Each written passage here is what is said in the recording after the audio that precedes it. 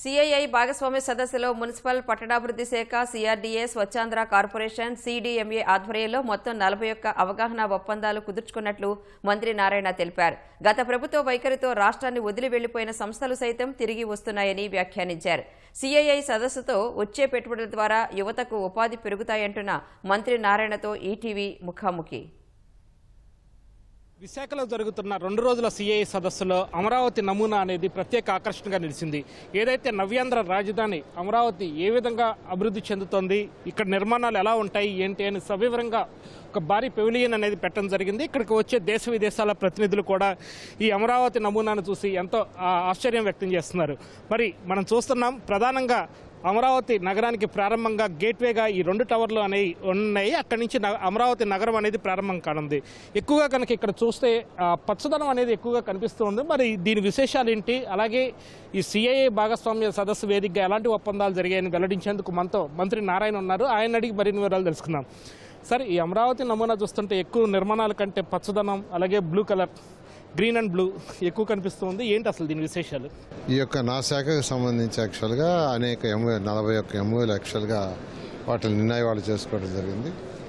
దాంట్లో ఈ సిఆర్డీఏ తీసుకుంటే అమరావతి క్యాపిటల్ సిటీ ఏదైతే ఉందో ఇది బ్లూ అండ్ గ్రీన్ సిటీ. అంటే మొత్తం దీంట్లో 30% ఏరియా బ్లూ అండ్ గ్రీన్. ముఖ్యమంత్రి గారు చాలా స్పెసిఫిక్గా డిజైన్ చేసి సింగపూర్ వాళ్ళకి డిస్కస్ చేయడం 30% గ్రీన్ అండ్ బ్లూ పెట్టాలన్నారు. సో అమరావతి క్యాపిటల్ సిటీ ఏదైతే 217 చదరపు కిలోమీటర్లు ఉందో దాంట్లో గ్రీన్ అండ్ బ్లూ ఎక్కువగా ఉంటుంది.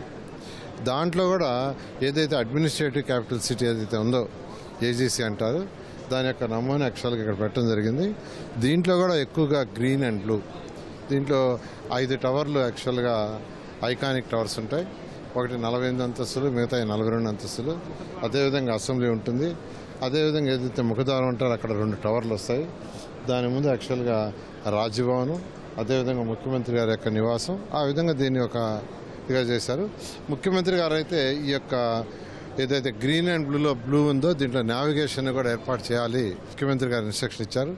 ఆ విధంగా యాక్చువల్గా ఆ కెనాల్ని కూడా నావిగేషన్ వచ్చే విధంగా ఈరోజు డిజైనర్స్ డిజైన్ చేస్తూ ఉన్నారు. ఏ భాగస్వామ్య సదస్సులో ఎలాంటి ఒప్పందాలు జరిగాయి, 8,000 కోట్ల రూపాయల పెట్టుబడులు అనేది అమరావతికి రానున్నాయి? సిఐఐ సదస్సు స్టార్ట్ చేయకముందే 3,65,000 కోట్ల యొక్క అగ్రిమెంట్లు ఒక్కరోజే. సో 10 లక్షల కోట్ల పైగా సుమారుగా 10 లక్షల మందికి ఉద్యోగ అవకాశాలు కల్పించారు. 2,500 మంది అనేక మంది యాక్చువల్గా దీనికి పారిశ్రామికవేత్తలు రావడం జరిగింది. వాళ్ళల్లో 3,000 మంది అనేక విదేశాల నుంచి వచ్చారు.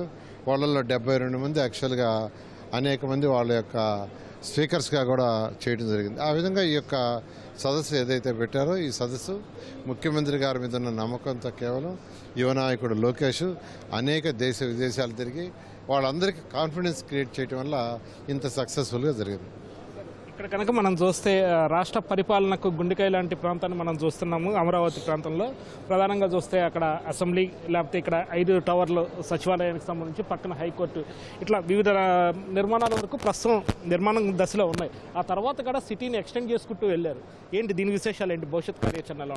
ముఖ్యమంత్రి గారు ఒకటే చెప్పారండి, ఎవరన్నా ఒక వ్యక్తి పనుండి వస్తే సెక్రటరియట్కి ఆ పని ఆ బిల్డింగ్లోనే కావాలి, అంతేగాని సెక్రటరియట్ ఒక దగ్గర, తర్వాత వచ్చి కమిషనర్ ఒక దగ్గర, ఇంకొకరు వచ్చి డైరెక్టర్ వచ్చి ఇంకో దగ్గర, సబ్ స్టాఫ్ ఇంకో దగ్గర ఉండకూడదు. ఇప్పుడు అలాగే జరుగుతుంది. కొందరు అమరావతిలో ఉండారు, కొందరు మంగళగిరిలో ఉండారు, కొందరు గుంటూరులో ఉండారు, కొందరు తాడేపల్లిలో ఉండారు.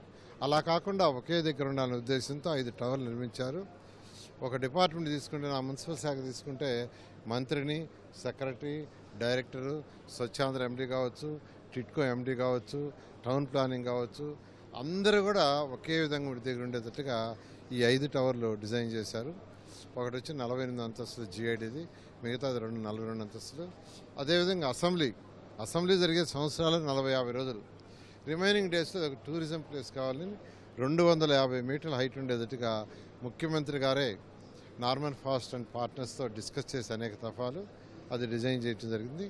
అదేవిధంగా హైకోర్టు బిల్డింగు 7 అంతస్తులతో యాక్చువల్గా దాన్ని కూడా డిజైన్ చేయడం జరిగింది. మరి ఈ నిర్మాణాల పట్ల ప్రపంచ దేశాల ప్రతినిధులు ఎలా చూస్తున్నారు? దీన్ని ప్రత్యేక ఆకర్షణగా నిలుస్తుంది కదా, వాళ్ళ నుంచి ఎలాంటి స్పందన అది వస్తుంది? ఖచ్చితంగానండి. ఇందులో కూడా గ్రీన్ అండ్ బ్లూ 30% పెట్టాం. మీరు చూస్తే సెంటర్లో కంప్లీట్గా గ్రీనరీ, మరో వచ్చి బ్లూ కూడా ఉంది.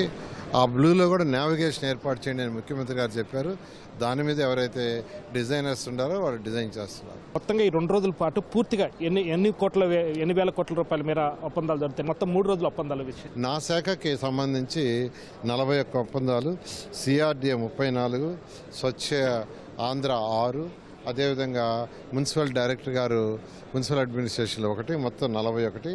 ఈ 41లో IT, health, education, infrastructure, tourism, sports, waste energy plants, plastic recycling, smart LED street lights, ఇవన్నీ యాక్చువల్గా అగ్రిమెంట్ చేసుకోవడం జరిగింది. ఇవన్నీ కూడా వీలైన తొందరలో టేక్ ఆఫ్ ఎదురుగా చేయడం జరుగుతుంది.